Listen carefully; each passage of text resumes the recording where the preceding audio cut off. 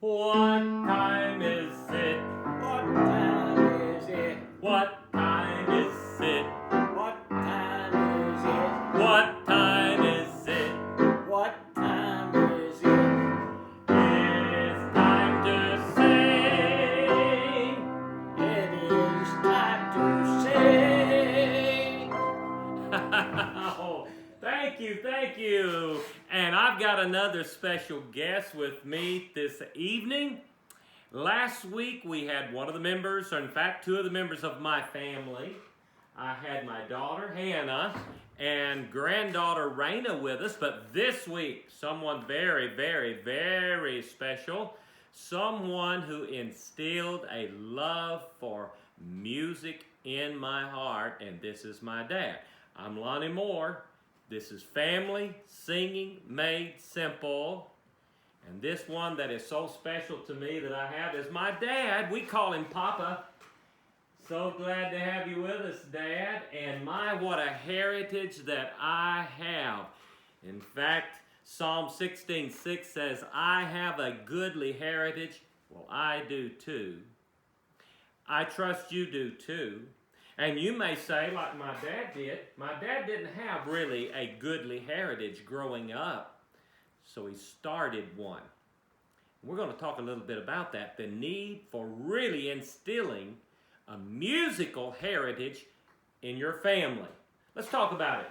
Dad, when you were young, I know that you grew up in very difficult times, and coming out of the Depression and the Great Depression and all of that, but going to school, even getting an education was very difficult. And I remember my dad talking about you love music and love singing. Is that right? Yes, yes. And you were telling me about a teacher that had a little bit of an interest in you and singing. Tell me a little bit about that. Well, I went to high school a little while and had a music teacher, and he took interest in my singing And he said you had a good voice? and my voice. Yes, Did he suggest maybe that you do a little more with your music? yes. But why didn't you do that? I just got discouraged and picking cotton, and so I had. Oh, so I you stopped school. you had to were not able to complete your education. I heard my dad often say when it came to education, while the other children were getting the 3 R's, Dad said he got the 3 P's. What are the 3 P's, Dad? Picking cotton, pulling corn, pitching hay. My, that sounds like a very, very difficult education. But, you know, I really want to say I appreciate my dad and his love for music. Dad did not have a musical heritage. He was unable, never had the opportunity to further his music education, though he was told that he had some ability. But I'm going to tell you what you did. Dad, I thank you for it. Dad and Mom, they sacrificed for us to be able to further our music education and training. Now, when I was 4 years old, my dad moved us to the poorest county in America. Poorest county in America, up in the Appalachian Mountains. And we had so little growing up. But I'll tell you what my dad did. He put a great emphasis, and my mother, bless her dear heart, she sacrificed so much that we could have music lessons. Now, I'm speaking to some who said, I can't afford music lessons. I understand that. But can I say perhaps far more important for some of the other things you would sacrifice for, there would be nothing better than you to sacrifice to further your children's musical talents that God's given them. Am I right about that, Amen. Dad? Amen. When I was little, Dad and Mom, they would provide music lessons for us. They sacrificed for us to have instruments and some of the teachers.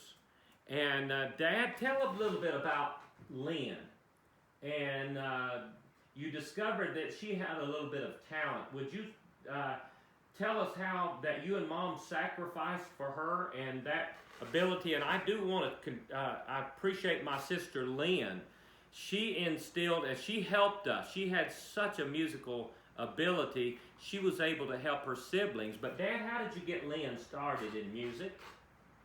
Well, it just had no pianist in our church, and so we bought her a little toy accordion for Christmas, and she started picking out songs, Amazing Grace, and What a Friend We Have in Jesus. And just a little training accordion. I remember that little black and white, just a small little accordion. But boy, she picked up on that quickly, didn't she? Yes, she did.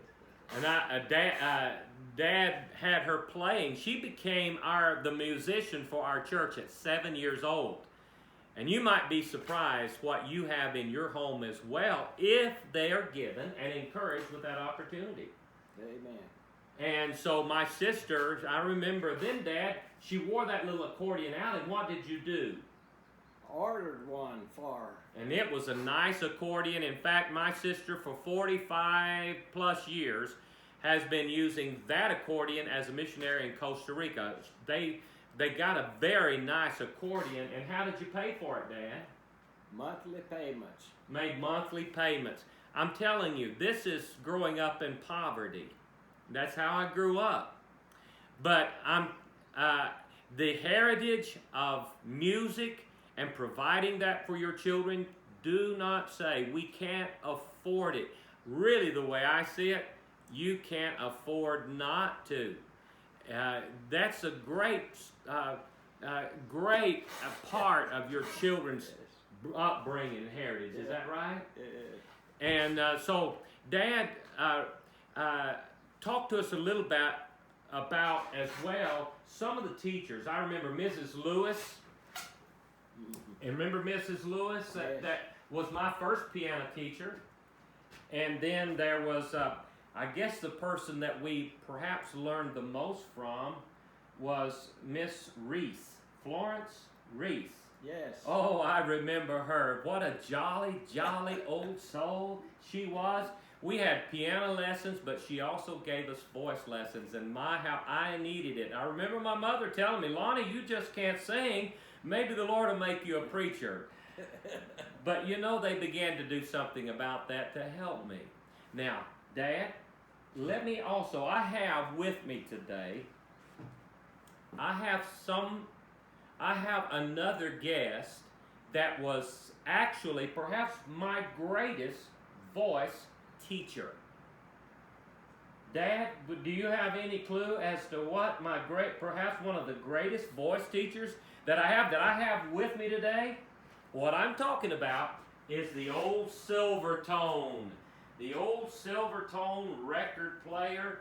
And this was one of my greatest companions and teachers when I was growing up. I loved music. I loved listening to music. I found this out in Dad's old garage and had to work on it and get it playing again, but I actually did that. Now, what I did listening, and can I say that for children, imitation is one of the greatest teachers. If they can learn to imitate. Now, what I want to talk to you especially about today is providing good examples for your children to follow in learning some good musical principles. Now, I want to talk to you today about teaching your children and encourage them in expressive singing. But this helped me. Now, I'm thinking of some of the, I'll let the old Silvertone warm up a little bit, but some of the people who influenced me in my singing. There was old Billy Kelly. We would play, I loved to hear Billy Kelly. Billy Kelly was such a jolly singer. Remember Billy, Dad? Yes. And we had some of his records that he had, and what a blessing he was. But the way he could express and give the message. People like Ray Holcomb, one of the greatest tenor. He had such passion in his voice, made an impact on me. There was Becky Luther, the Burns Trio. My, I love to hear their expressive singing. And this man right here, Bill Harvey. And here's one of my favorite songs that I sing today in a lot of places. We'll Talk It Over. And this is Bill Harvey singing.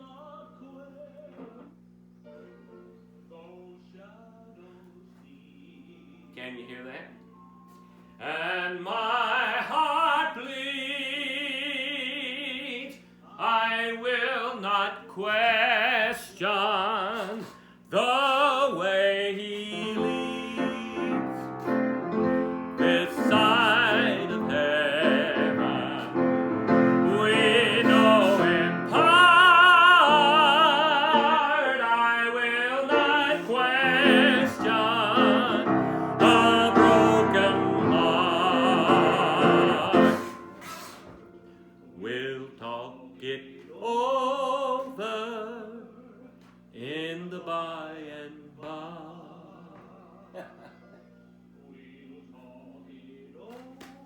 I learned to sing that way, and I began to imitate, especially their expressions. And I would encourage you, Dad, I thank you, even for this little gift. You perhaps didn't think about it at the time, but every day, especially in the summertime when we were home, there would be a stack of records. That's one of my best memories, Dad, and I have. That's why when I saw this old record player out in the garage, I had to get it out. And I worked on it, got it playing again, and but it brought back memories of really how I learned. And then I would use an old recorder that I would record myself, and I would try to imitate and make the same sounds that these great singers. And then I praise the Lord that I took the voice lessons, 5 years of it, for several years in college from some great voice teachers. But I had great technique teachers, but I also had teachers that were very good in expression. Let me talk to you a little bit about enhancing your children's singing. I want to encourage you to begin while they're little, and I'm telling you, even small, Amen. Teach them to be expressive. Yes. I think about 1 Corinthians chapter 14, verse 15 says, I will sing with the Spirit, I will sing with the understanding also. Your singing should have passion, should have spirit to it. And so teach children to do that with good facial expressions, great action songs. That's why, especially little children, I like songs where they do the actions and all of that, and where they're expressive and act out the song.